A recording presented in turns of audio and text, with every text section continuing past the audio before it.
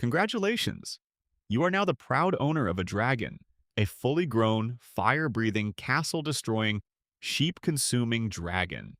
Now, before you start posting pictures on Instagram with the caption, "Living my best life," there's one tiny detail nobody mentioned. How much does it actually cost to own one? Today, we're going to build the world's first dragon budget. And by the end of this video, we'll answer one simple question. Is a dragon an asset or the world's most expensive financial mistake? Step 1. Buying your dragon. Let's start with the easy part, actually buying one. Now, you might think buying a dragon is simple. Find one, pay for it, take it home. Unfortunately, dragons don't exactly appear on Facebook Marketplace every weekend. And that's where our first economic principle appears. Scarcity. Scarcity simply means there isn't enough of something to satisfy everyone who wants it. Think about beachfront property. Think about original Picasso paintings. Think about a 1962 Ferrari 250 GTO.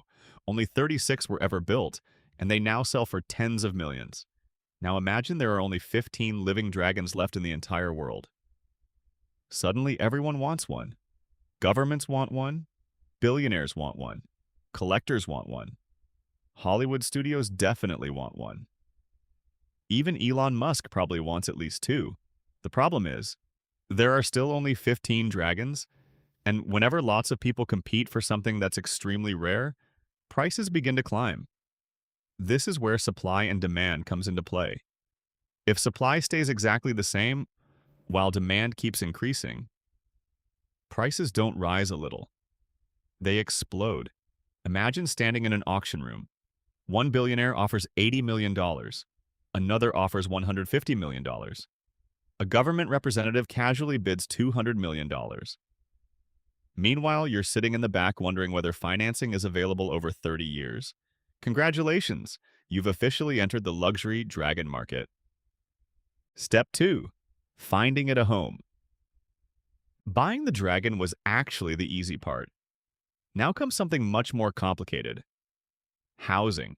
Because your dragon doesn't exactly fit inside a normal garage, or even a really big garage, let's think about what a dragon actually needs. A cave, a mountain, possibly an inactive volcano, enough space to stretch its wings, a place where accidentally breathing fire isn't considered a neighborhood disturbance.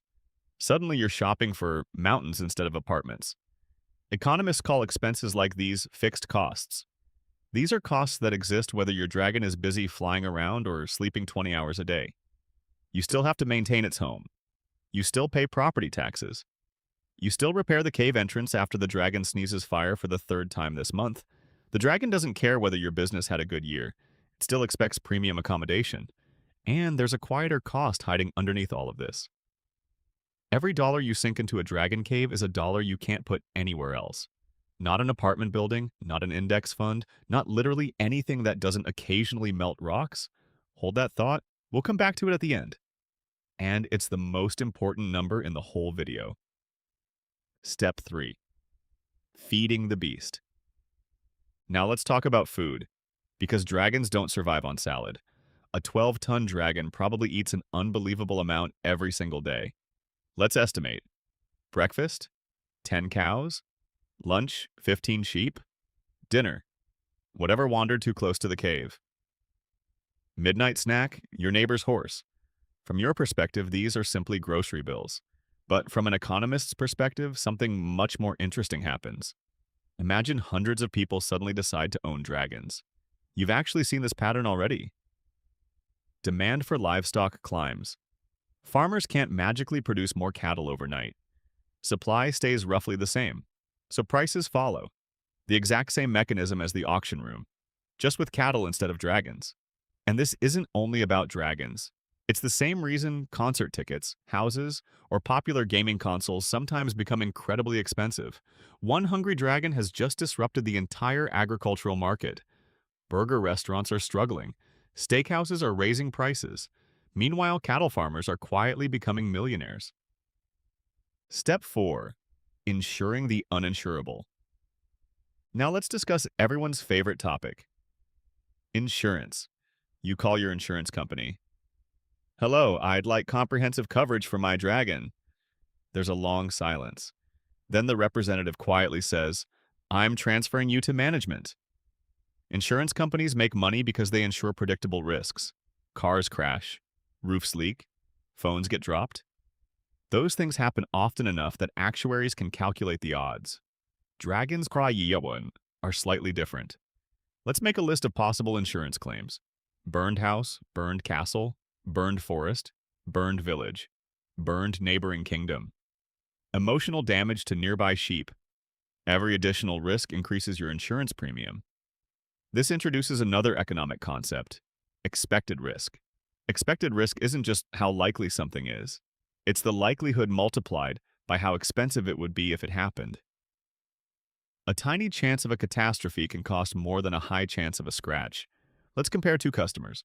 One owns a Labrador, the other owns a dragon. One might chew up your shoes. The other might burn down your house, your neighbor's house, and half the forest before breakfast. Insurance only works when expensive accidents are relatively rare.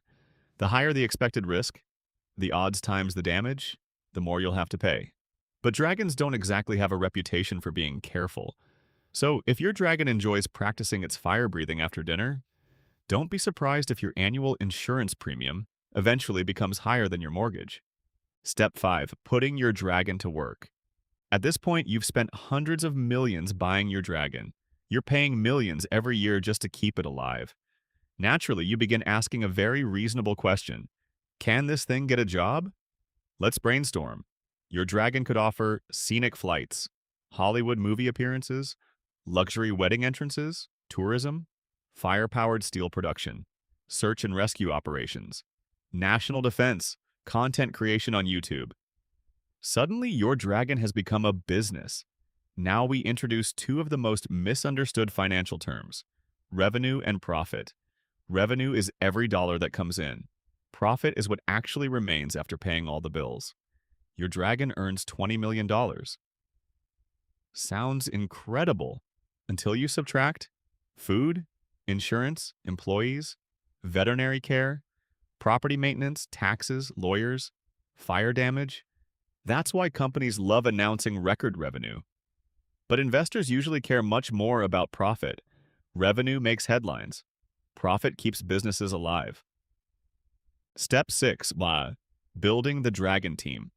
You quickly discover that dragon ownership isn't a one-person operation. You're going to need an entire team, probably including a dragon trainer, a veterinarian, a blacksmith, a fire safety expert, a structural engineer, an accountant, 2 lawyers, 3 therapists. These are your labor costs, and surprisingly, employees often save you money. Hiring an experienced dragon trainer for $150,000 per year suddenly seems like a bargain, compared to rebuilding an entire castle because someone forgot feeding time. Sometimes spending more today on qualified people prevents losing much more tomorrow. That's a lesson many businesses learn the hard way. Step 7. The hidden costs nobody warns you about. Here's the part almost every new dragon owner forgets. It's rarely the obvious costs that hurt. It's the unexpected ones. For example, your dragon scares away tourists, your dragon accidentally melts your roof, your dragon destroys historical monuments. The government introduces new environmental regulations. Your neighbors file lawsuits every Tuesday. Economists call these externalities. These are costs created by one person, but paid by someone else. If your dragon burns down a forest, you aren't the only one affected. The local economy suffers. Insurance companies suffer. Taxpayers suffer. Birds suffer. Even your local beekeeper has a very bad week. Step 8. Is it actually worth it? Let's zoom out. Imagine your dragon cost $250 million. Now ask yourself something. What else could that money have bought? Apartment buildings, hotels, thousands of acres of farmland, index funds, renewable energy projects, entire companies. Remember that thought we parked back at the cave?